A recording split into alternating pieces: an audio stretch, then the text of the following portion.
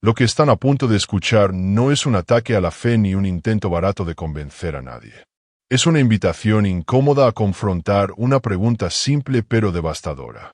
Si Dios es bueno, justo y todopoderoso, ¿por qué el mundo funciona exactamente como lo hace? El sufrimiento, el dolor, la injusticia, la culpa heredada y los castigos que se extienden a lo largo de generaciones no son excepciones en la experiencia humana, son la regla. Y hoy recorreremos este terreno con calma, desmantelando las respuestas prefabricadas, confrontando viejas contradicciones y observando dónde comienza a fallar la narrativa tradicional. Si alguna vez han dudado, cuestionado o simplemente nunca han aceptado las explicaciones fáciles, quédense aquí. Hay una respuesta muy común cuando alguien plantea el tema del sufrimiento. Este no es el mundo como Dios lo creó. La frase suena profunda, casi reconfortante, pero conlleva más problemas que soluciones. Intenta desviar la responsabilidad sugiriendo que todo lo que vemos, dolor, enfermedad, muerte, es el resultado de algo que salió mal posteriormente, no del diseño original. La promesa implícita es simple. Si aceptamos esta explicación, todo malestar moral desaparece, pero realmente desaparece. El enfoque aquí es diferente al que se suele escuchar. No vamos a tratar el sufrimiento como un misterio insondable ni como una prueba divina conveniente. Analizaremos la narrativa misma que sustenta esta explicación y nos preguntaremos si realmente se sostiene al llevarla hasta sus últimas consecuencias. No se trata de negar la fe de nadie, sino de comprobar si las respuestas ofrecidas resisten un escrutinio honesto. Y ahí es donde surge la primera grieta. Si el mundo no es como Dios lo creó, ¿qué ha cambiado exactamente?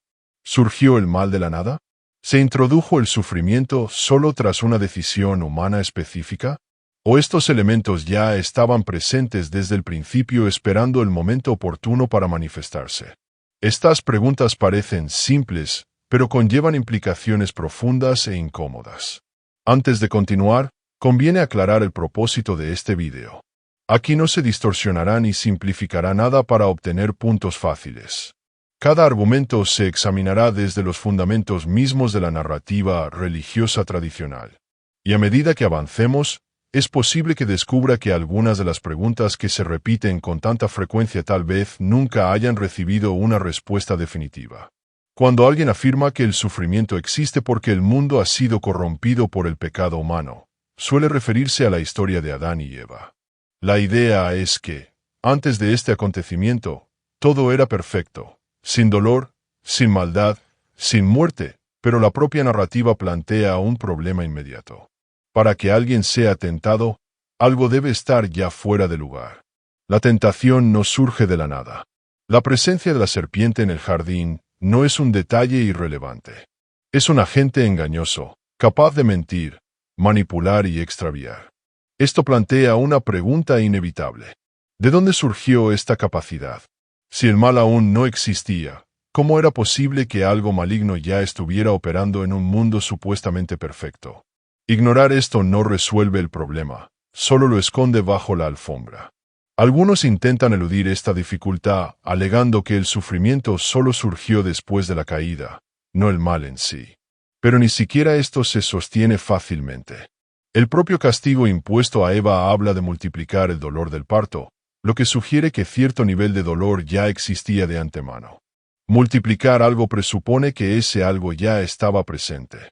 Esto no elimina el sufrimiento como consecuencia, pero desmantela la idea de que surgió de la nada. Cuando la explicación cambia de enfoque y comienza a destacar la muerte como el verdadero castigo impuesto por el pecado, surge otra desviación estratégica. El problema es que el debate nunca se ha centrado únicamente en la muerte, sino en el sufrimiento durante la vida. Dolor físico, psicológico y emocional, tanto en humanos como en animales. Hablar solo de la muerte no responde a la pregunta central, simplemente cambia de tema.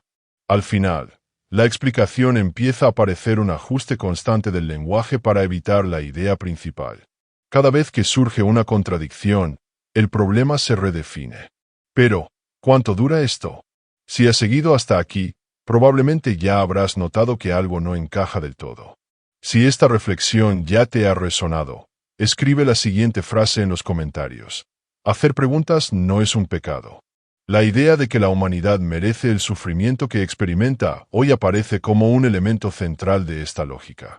No se trata solo de que hayamos cometido un error, sino de que ni siquiera merecíamos existir. La existencia, según este razonamiento, ya sería un acto de misericordia. El mundo roto se convierte entonces en una especie de recordatorio constante de nuestra moralidad imperfecta. Pero esta línea de pensamiento conlleva una consecuencia inquietante.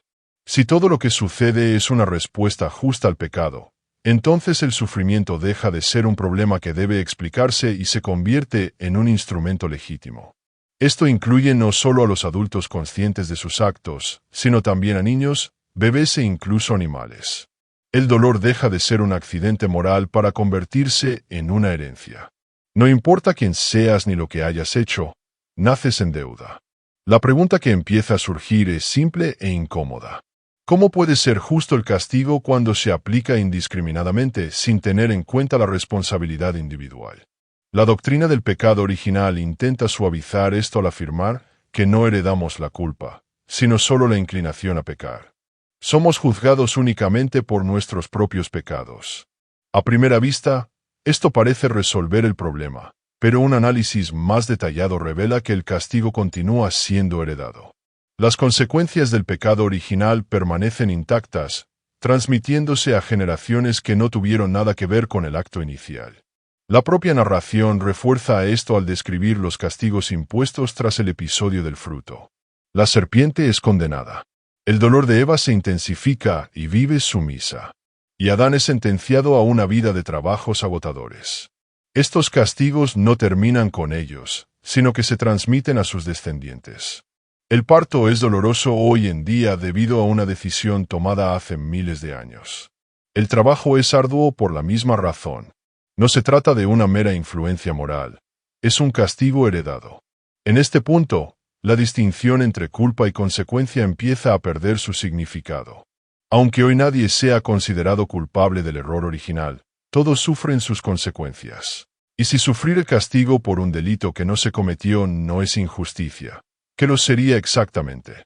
Otro aspecto poco abordado es el estado moral de Adán y Eva antes de la caída. Se les describe como inocentes, sin conocimiento del bien y del mal. Esto plantea una pregunta crucial. ¿Cómo puede alguien que no comprende lo que está mal ser considerado moralmente responsable de una mala decisión? La prohibición en sí misma solo tiene sentido si quien la recibe comprende plenamente lo que está en juego. Cuando la serpiente se acerca a Eva, ofrece una narrativa alternativa. Dice que ella no morirá, sino que se volverá como Dios, conociendo el bien y el mal. Eva observa el fruto, percibe que se ve bien, deseable y lo come. Nada en este proceso sugiere malicia consciente. Al contrario, todo indica curiosidad, confianza y falta de discernimiento moral. Justo lo que se esperaría de alguien que aún no conoce el bien y el mal. Lo más inquietante es el resultado inmediato. Adán y Eva no mueren ese día. Adquieren conocimiento y Dios mismo lo reconoce al afirmar que el hombre ahora es como uno de ellos, conociendo el bien y el mal. Esto crea una tensión difícil de ignorar. La serpiente describió correctamente el efecto de la acción, mientras que la advertencia divina, al menos literalmente, no se cumplió. Esta inversión plantea una pregunta que rara vez se aborda directamente. Si la consecuencia anunciada no se produjo como se describe, ¿o qué le sigue? Además, si el error se cometió en un estado de ignorancia moral, ¿cómo puede justificarse el castigo de toda la humanidad futura? Quizás aquí es donde muchos empiezan a sentir una inquietud más profunda. Ya no se trata solo de sufrimiento abstracto, sino de coherencia moral.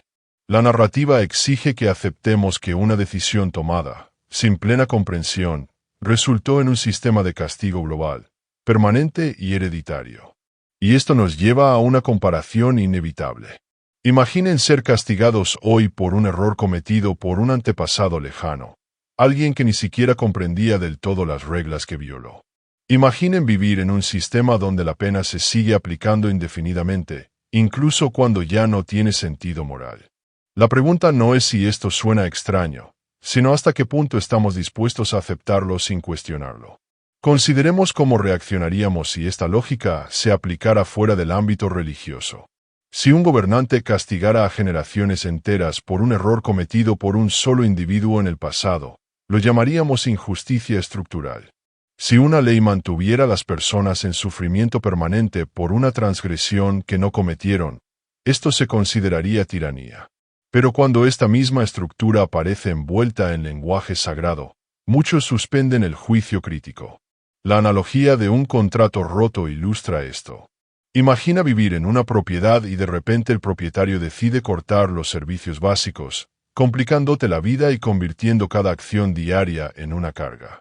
Cuando le preguntas por qué, responde que simplemente está cumpliendo un castigo por algo que un antepasado tuyo hizo décadas atrás.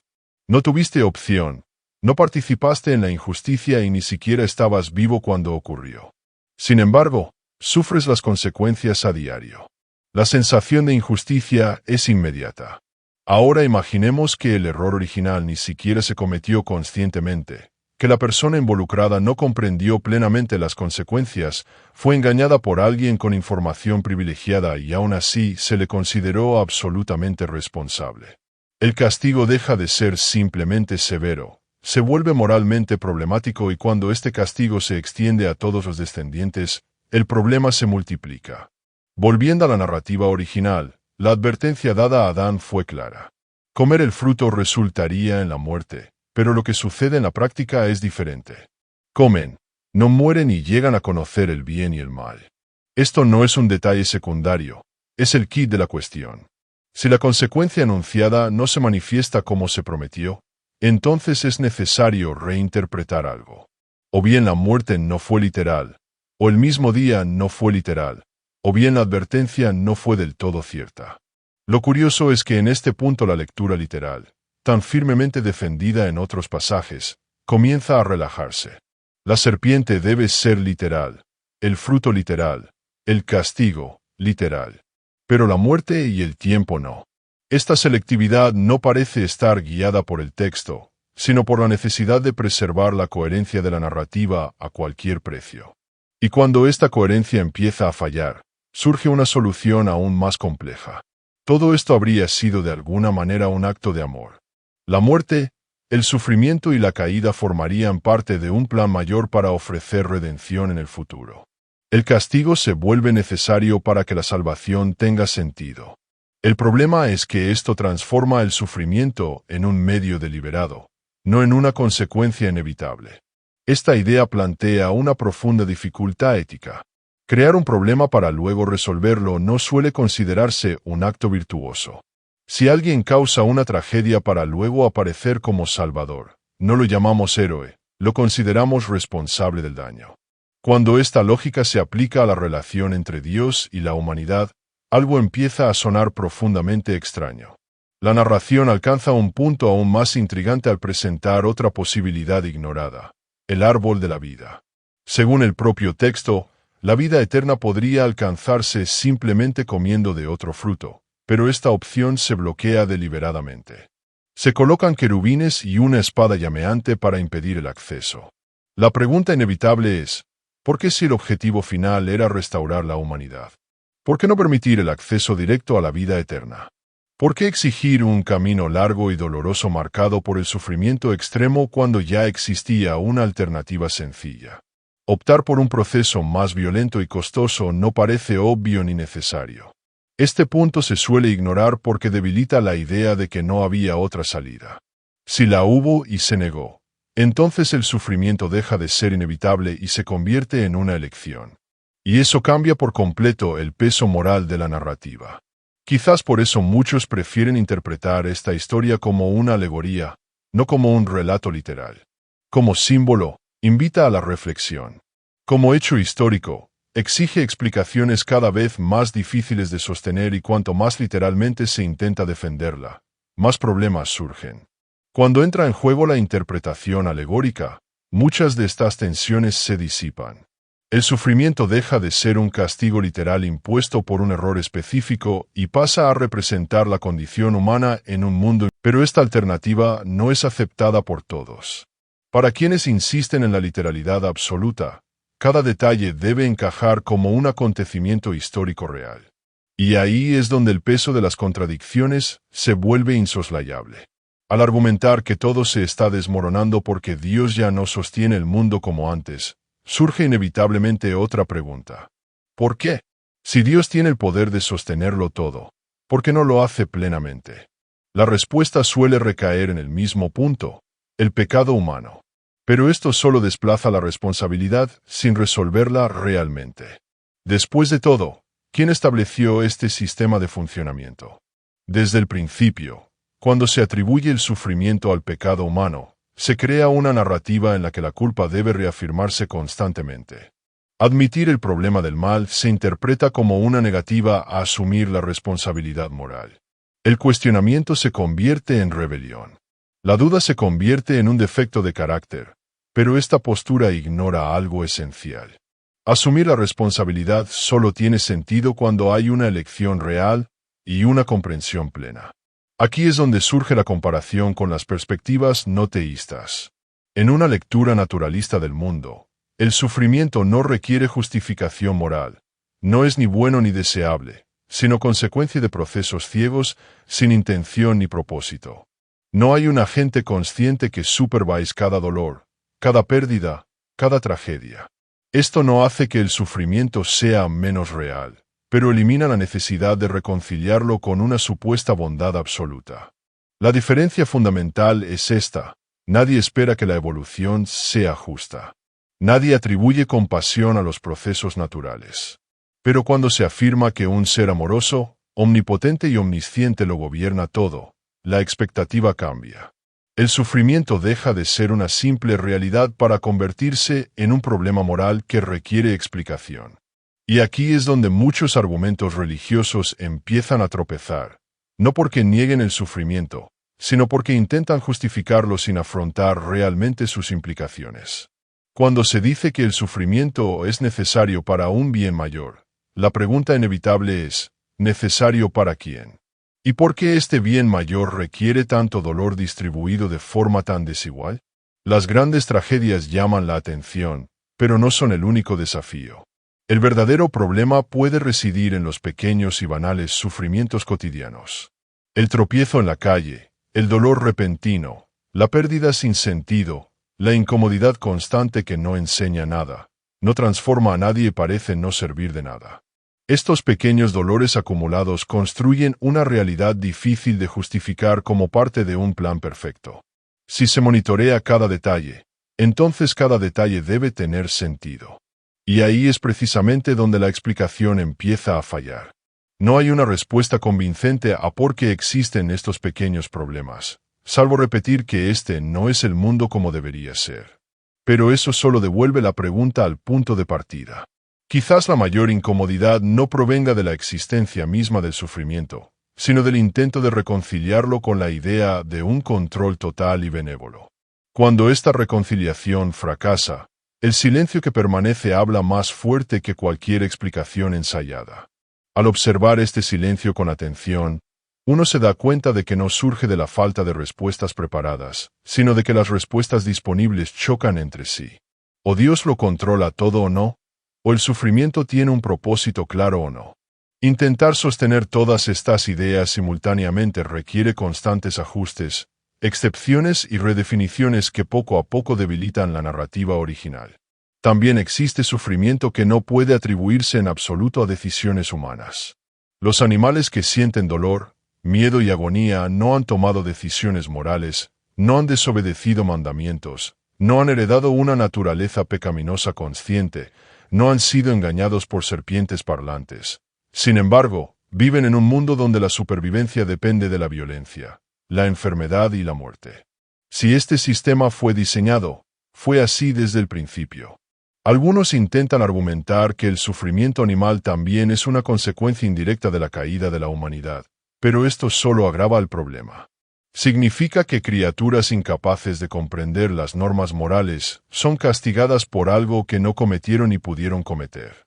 La justicia, en este caso, deja de ser meramente severa para volverse arbitraria. Cuando se insiste en que todo esto es resultado de un mundo caído, surge otra contradicción. ¿Quién decidió que el mundo funcionaría así después de la caída? ¿Las leyes naturales, los mecanismos del dolor, la necesidad de la muerte para que la vida continúe. Nada de esto surgió espontáneamente. Todo esto, según la propia teología, permanece bajo control divino. La caída no explica el sistema, solo lo activa. Y cuanto más se examina este sistema, más difícil resulta llamarlo un parche improvisado. Parece estable, consistente, profundamente integrado en la realidad. Los depredadores han existido durante millones de años. Las enfermedades siguen patrones biológicos claros. El dolor tiene una función neurológica precisa. Esto no parece un accidente reciente, sino un mundo que siempre ha funcionado así. Quizás por eso muchos defensores de esta perspectiva terminan trasladando el debate a otro terreno, el de la culpa humana contemporánea. Si algo duele, es porque somos pecadores.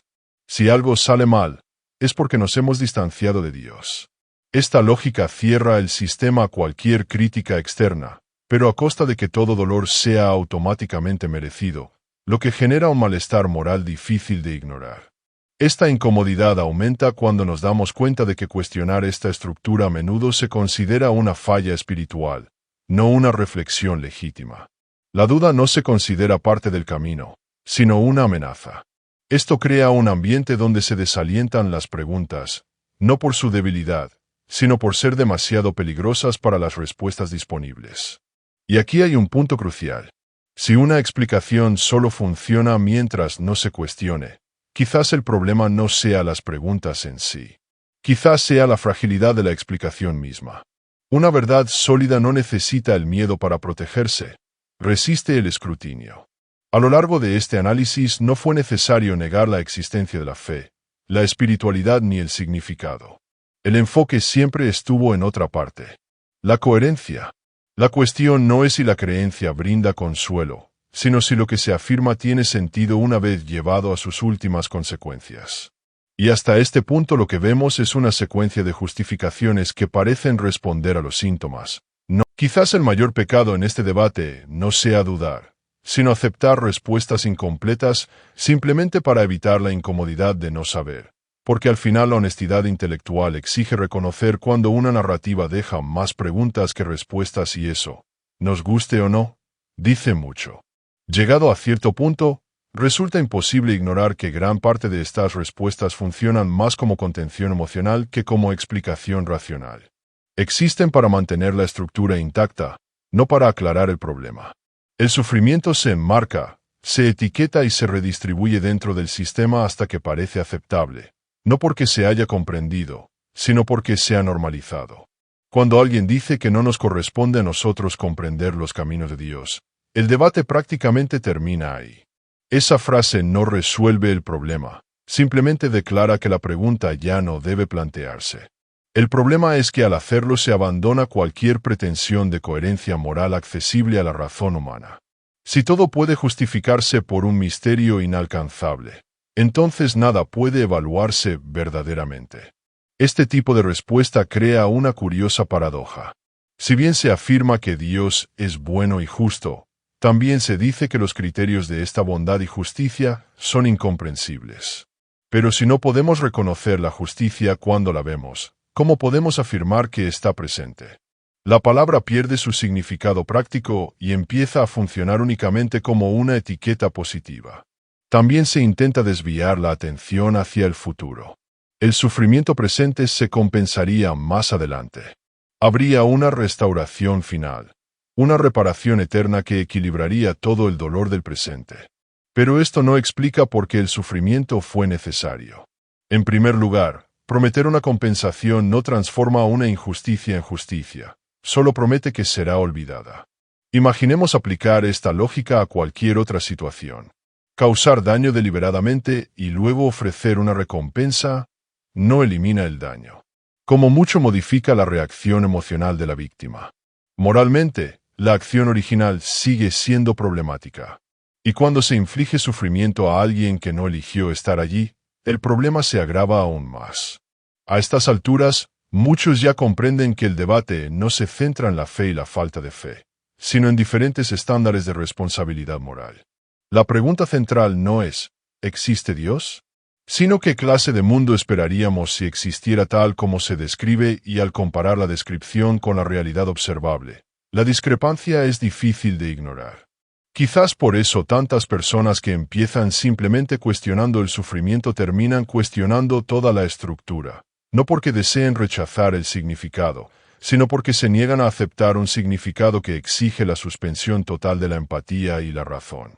Al retirar el barniz teológico, la imagen se aclara.